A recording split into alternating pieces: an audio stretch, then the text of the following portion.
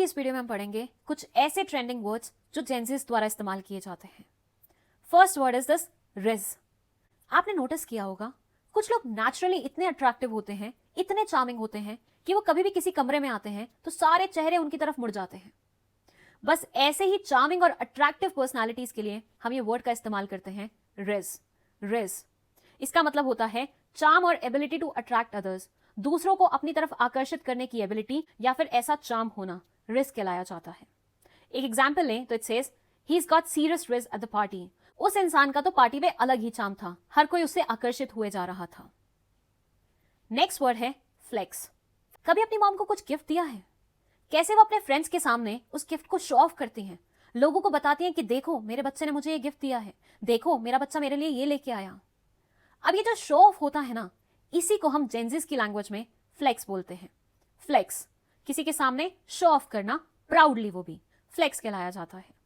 अब अगर इसका एक एग्जांपल लें तो it says she loves to flex her new sneakers. उसे अपने नए स्नीकर्स, नए जूते लोगों के सामने शो ऑफ करने में बहुत मजा आता है। नेक्स्ट वर्ड है घोस्टिंग। घोस्ट का मतलब समझते हैं आप? भूत। वो लोग जो हमें दिखाई नहीं देते लेकिन हमें लगता है कि वो हैं जरूर। घोस्टिंग का भी वही मतलब होता है। कुछ ऐसे लोग आते हैं हमारी जिंदगी में जो पहले तो बहुत चाव से हमसे बात करते हैं लेकिन उसके बाद एकदम से बात करना बंद कर देते हैं, एकदम से गायब ही हो जाते हैं, मानो भूत थे वो। बस इसी प्रोसेस को हम बोलते हैं घोस्टिंग। घोस्टिंग का मतलब होता है कटिंग ऑफ कम्युनिकेशन सडनली, एकदम से कम्युनिकेशन, बातचीत खत्म कर देना। अब अगर इसका एक एग्जाम्पल लें तो it says he stopped replying, total ghosting. उसने एकदम से रिप्लाई करना बंद कर दिया, मतलब कंप्लीटली मुझे घोस्ट कर दिया।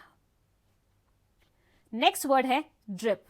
नहीं, यहां पे किसी को ड्रिप चढ़ नहीं रहा है, बल्कि बात हो रही है बहुत ही स्टाइलिश और कूल आउटफिट के बारे में।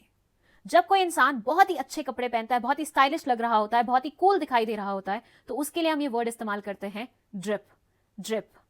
अगर इसका एक एग्जाम्पल लें तो it says his new jacket is pure drip.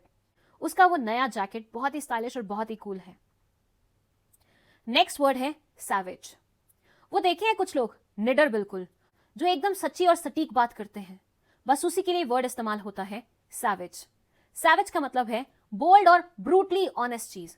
जब कोई इंसान बहुत ही बोल्ड, बहुत ही दमदार, बहुत ही बिंदास वे में बात करता है और जो आसानी से कड़वा सच बोल देता है, उसके लिए हम यूज करते हैं वर्ड सैवेज।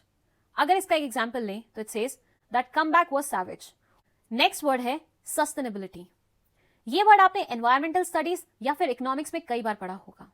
इसका मतलब होता है कि सारे रिसोर्सेज को इस प्रकार से इस्तेमाल करना कि फ्यूचर जनरेशन के लिए कुछ ना कुछ बच जाए। मतलब सब कुछ खुद ही मत हड़प जाओ, अपने आगे आने वाली फ्यूचर जनरेशन के लिए भी कोई सामान छोड़ो। इसे बोलते हैं sustainability. It says using resources without harming future needs. Future generation की नीड्स को ध्यान में रखते हुए रिसोर्सेज का इस्तेमाल करो और बहुत ज्यादा इसे वेस्ट नहीं करो, ताकि फ्यूचर जनरेशन को एटलीस्ट ये देखने को मिले। अगर इसका एक एग्जाम्पल लें तो it says recycling is important for sustainability. चीजों को रिसाइकिल करके इस्तेमाल करना, रीयूज करना, फ्यूचर जनरेशन की नीड्स को सेटिस्फाई करने के लिए बहुत अच्छा और बहुत इंपॉर्टेंट स्टेप है। नेक्स्ट वर्ड है एआई। ये तो बहुत ज्यादा ट्रेंडिंग है। इसका फुल फॉर्म होता है आर्टिफिशियल इंटेलिजेंस। इसका मतलब होता है ज्यादा से ज्यादा मशीनरी का इस्तेमाल करना, रोबोट्स का इस्तेमाल करना, टेक्नोलॉजी का इस्तेमाल करना। अगर इसका एक एग्जाम्पल लें तो it says AI helps recommend videos on YouTube. AI आपकी मदद करती है यूट्यूब पे वीडियो रेकमेंड करने के लिए। नेक्स्ट वर्ड है इन्फ्लुएंसर। अब ये वर्ड आया है वर्ड इन्फ्लुएंस से। उसका क्या मतलब होता है? किसी के ऊपर प्रभाव डालना, किसी के ऊपर छाप छोड़ना, किसी को अफेक्ट करना, इन्फ्लुएंस कहलाया जाता है। तो वो इंसान जो दूसरों के ऊपर प्रभाव छोड़ता है, वो इंसान जो दूसरों की चॉइसेस को अफेक्ट करता है, उसे हम इन्फ्लुएंसर बुलाते हैं। Someone who affects others choices online. वो इंसान जो ऑनलाइन किसी और की चॉइसेस को अफेक्ट कर रहा है, वो इन्फ्लुएंसर कहलाया जाएगा। अगर इसका एक एग्जाम्पल लें तो it says that influencer promoted a new brand. उस इन्फ्लुएंसर ने एक नया ब्रांड प्रमोट किया। नेक्स्ट वर्ड है फोमो। कुछ ऐसे लोग देखे हैं आपने जिन्हें हर कुछ देखना होता है, यहां भी जाना होता है, वहां भी जाना होता है, ऐसी पार्टी भी अटेंड करनी है, वैसी पार्टी भी अटेंड करनी है। उन्हें डर लगता है कि कहीं छूट ना जाए चीजें, कहीं रह ना जाए कोई चीज। बस इसी चीज को हम इंग्लिश में बोलते हैं FOMO, fear of missing out. कुछ छूट ना जाए, कुछ रह ना जाए हमसे। इसका अगर एक एग्जाम्पल लें तो it says I went to the party just because of FOMO. मुझे बस ये हो रहा था कि ये पार्टी मुझसे छूट ना जाए, कोई इंपॉर्टेंट चीज मुझसे छूट ना जाए, बस इसी के कारण मैं उस पार्टी पे गई। अब एक काम कीजिए, फटाफट इन सभी वर्ड्स का इस्तेमाल करके कुछ चटपटे सेंटेंसेस बनाइए, या फिर अगर एक पैराग्राफ या स्टोरी बना पाए तो वो तो बहुत ही बढ़िया है, और कमेंट सेक्शन में लिख दीजिए। जिसका भी बेस्ट कमेंट होगा उसे पिन किया जाएगा। ऐसे ही आसान भाषा में इंग्लिश वर्ड्स का मतलब सीखने के लिए इस चैनल को सब्सक्राइब करें।